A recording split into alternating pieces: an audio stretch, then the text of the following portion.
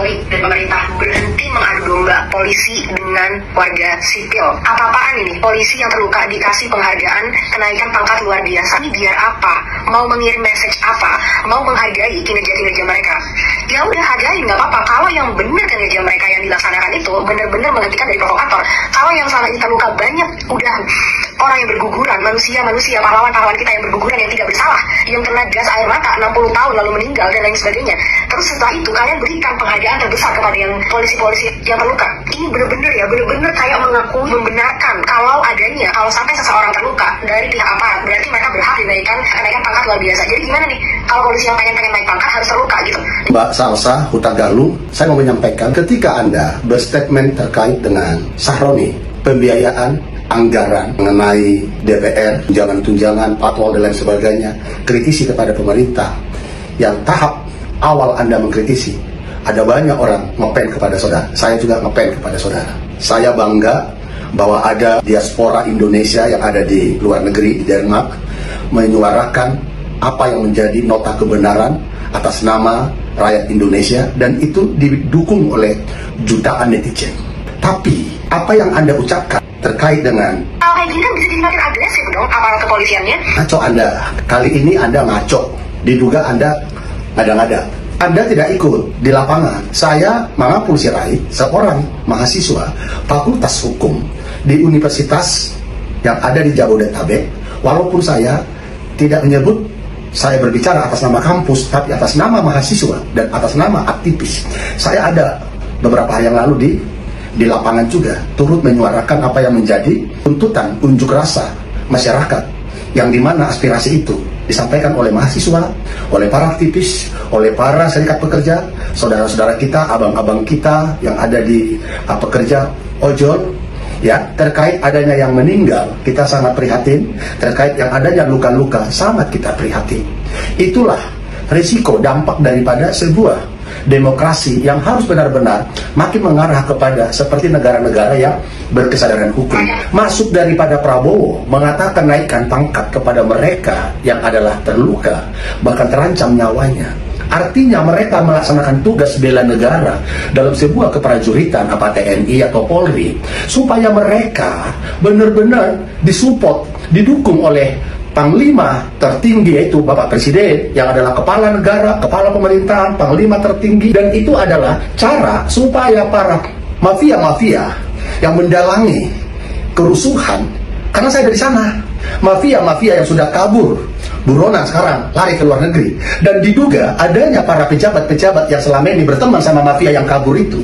Ingat, Freddy Budiman, seorang bandar narkoba yang telah dihukum mati, ya, yang telah dihukum mati, bandar narkoba yang telah dihukum mati, dia mengatakan apa? Ditanya oleh wartawan, apa yang Anda mau sampaikan sebelum Anda dieksekusi pidana mati? Dia mengatakan apa? Saya sudah jadi mu'alaf, saya sudah mendapat hidayah, dan saya mau Indonesia diselamatkan, generasi muda, anak bangsa dari narkotika. Dan ada beberapa oknum jenderal yang sudah menerima dari saya uang yang sangat banyak supaya mereka juga diproses. Negeri ini harus diselamatkan, diubah nasibnya dari orang-orang yang jujur, orang-orang yang punya hati seperti Anda. Ketika mengkritisi Sahroni, kita dukung. Tetapi ada sekian banyak orang yang adalah anggota Indonesia Gelap, yang adalah anggota daripada ormas terlarang, bahkan partai yang terlarang sekian puluh tahun yang lalu, partainya sudah dilarang, ormasnya sudah dilarang, tetapi hendak mengubah ideologi Pancasila menjadi sebuah sistem yang menurut dia itulah yang tepat, yang berlawanan dengan kenasionalisan dan berlawanan dengan ideologi Pancasila. Jadi Mbak Salsa Huta Galung yang pernah tersanjung, dihormati oleh banyak orang terkait dengan kritik Anda kepada pemerintah, kita sama. Cara zigzag. Dan ketika Mas Avannya terjatuh, ternyata kan ada dorongan, ada yang mendorong gitu loh. Walaupun memang ada yang bilang dia mengambil HP-nya, tapi ada yang mendorong, apakah sengaja atau tidak. Kita nggak tahu. Yang di lapangan kan kejadian kan yang mereka yang mengalami gitu loh. Tapi saya juga betul memposisikan diri dari Kompol Osmas gitu loh. Keadaan saat itu adalah banyak massa, dan kita perlu ketahui bahwa batas demo itu di jam 6 sore, dan itu sudah melewati jam batas untuk demo. Harusnya Ya. kepolisian melihat eh, posisi di situ gitu loh.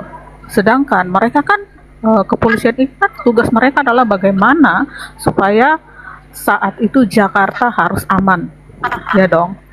Jadi mereka melakukan segala cara termasuk membunyikan sirene di kerumunan massa karena itu kan eh, yang dikhawatirkan kan mengganggu masyarakat sekitar gitu loh dan membunyikan Ya. sirene gitu loh.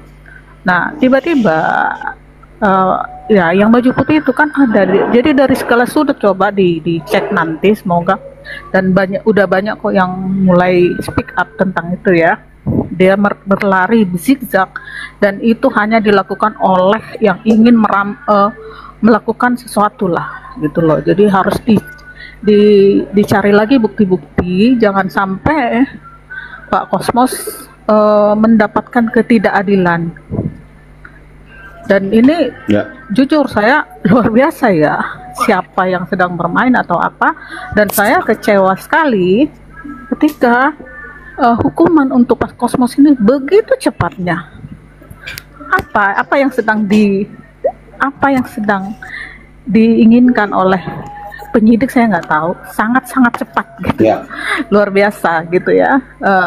Dan itu sangat mengecewakan Prosesnya ya, saya rasa. berarti maksud Bu Ketum tuh prosesnya ya? Prosesnya Ya. terlalu sangat cepat gitu loh. Ada apa gitu loh? Apakah ada yang ingin diselamatkan, apakah ada yang sedang cari muka, tapi mengorbankan petugas yang notabene yang tidak punya masalah dan bahkan orang yang sangat berprestasi. Saya udah cari-cari dan banyak yang speak up. Bapak Kosmos adalah salah satu aparat yang berprestasi begitu loh. Jadi saya mohon kepada pemerintah, kepada kalau Bapak Prabowo bisa membebaskan banyak koruptor ya. Masa iya Ya, yang sedang ramai di publik ya di media sosial soal seorang wanita Salsa ya. Eh, Awalnya kita mendengar banyak hal yang disampaikan ya, apalagi yang menantang salah satu anggota DPR untuk berdebat begitu ya.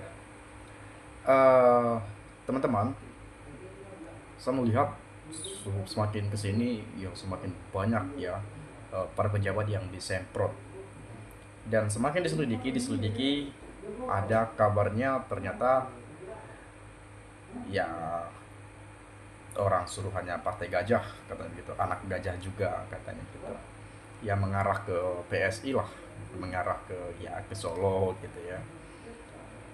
Tapi itu isunya, fakta sebetulnya dan kebenarannya kita belum tahu pasti, tetapi ya sejauh ini ya begitulah ya isu-isu yang beredar.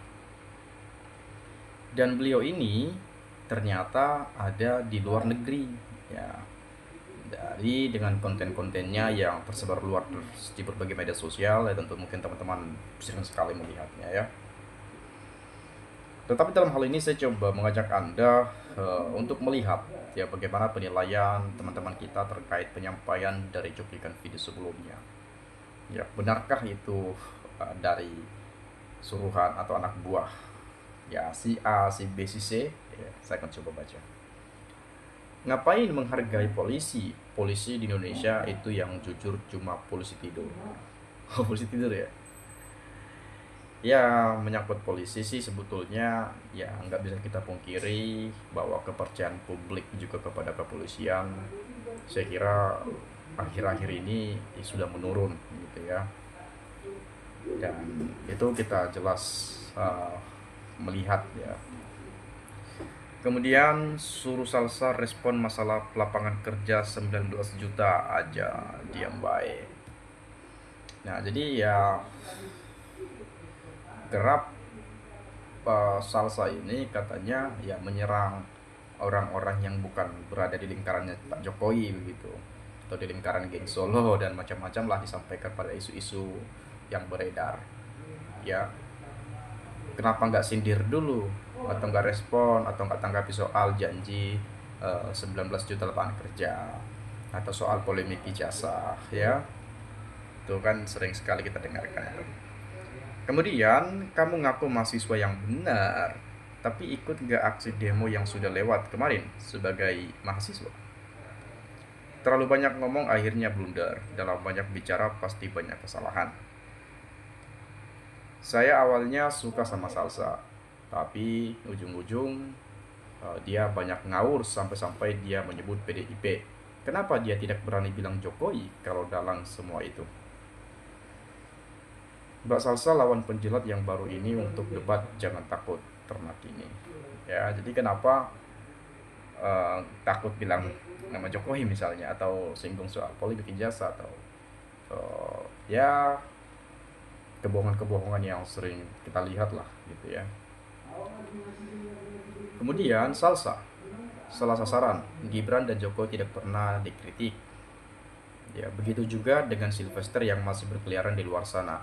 Kok nggak ada Anda kritik? Yang Anda kritik cuma DPR dan PDIP. Berarti Anda bajingan juga dan termul juga. Anda sengaja mengadu domba supaya Gibran dan geng Solo aman-aman saja. Pertama, saya salut sama Anda yang membela NKRI. Rupanya Anda buzzer juga, rupanya. Ya, jadi pikiran orang kan mengarah ke sana ya. PDIP di DPR itu kan bukan koalisi, jadi kebijakannya DPR nggak kuasa cuma mengkritik kalau nggak sejalan. Tapi kenapa Salsa menyerangnya, berarti nggak paham status PDIP. Ini juga sering keliru kita dalam berpikir. Misalnya saja contoh kecil, ada usulan atau didesak agar undang-undang perampasan aset disahkan. Nanti yang salahnya, yang disalahkan PDIP. Saya nggak habis pikir kenapa bisa PDIP yang disalahkan. Katanya PDIP nggak setuju lah atau apalah gitu ya. Karena mungkin kita tahu ketua DPR RI dari fraksi PD Perjuangan. Tapi ini harus kita ketahui bahwa bukan sepenuhnya PDIP berkuasa di DPR. Ya, meskipun kursi lebih banyak pada mereka. Ya, pemenang pileg misalnya. Tetapi kan ada anggota DPR lainnya dari fraksi-fraksi berbagai partai politik. Jadi kalau membuat undang-undang atau mungkin sesuatu hal, itu kan harus disetujui seluruhnya misalnya. Atau setidaknya setengah dari jumlah anggota DPR yang hadir misalnya. Jangan kemudian karena kita tahu ketua DPR RI-nya dari fraksi PDIP yang disalahin gitu ya. Ini saya bukan menyalahkan PDIP, bukan membela PDIP, ya bukan menyalahkan yang mengatakan itu, tapi ini perlu kita pikirkan lagi dengan bijak. Ya, jangan kemudian asal ceplos-ceplos saja tanpa memikirkan hal yang wah ternyata begini, ternyata begitu. Nanti kan malu sendiri ujungnya kan gitu. Nah, kemudian saya tetap dukung pemikiran Salsa karena anak muda ini yang punya pemikiran baik, yang lain apa banyak membela rakyat. Bagaimanapun, perusuh negeri ini semakin kelihatan saya tidak suka sama partai, lebih suka dengan figur dan gerombolan perusak negara. Jelas berbahaya, jejak digital tidak akan terhapus. Semua penjahat negara dengan cara apapun mencuci muka tetap kelihatan. Ya, sudah bau busuk. Buzzer provokator ya. Coba suarakan pemakai Zulan Fufafa, beranikah? Salsa ini serang Deddy Sitorus karena Deddy sering kritik serang geng Solo. Jebulnya Salsa termul juga tuh. Untuk menilai orang yang pintar berargumen, kita jangan dulu ambil kesimpulan yang cepat, selidiki dulu dan perlu tahu dulu siapa dia sebenarnya dan apa tujuannya. Sekarang banyak orang pintar tapi jarang orang baik dan jujur. Ya, orang pintar itu banyak, tapi kalau orang jujur itu sekira ya perlu diselidiki juga lah gitu ya. Tapi kabarnya ya memang kayaknya dari geng Solo juga katanya begitu isunya ya, tapi saya nggak tahu lah ya, kita juga nggak bisa pastikan. Mungkin saya kira itu saja. Kalau teman-teman mungkin punya pendapat lain, boleh silakan sampaikan. Dari saya terima kasih, salam dan sampai jumpa.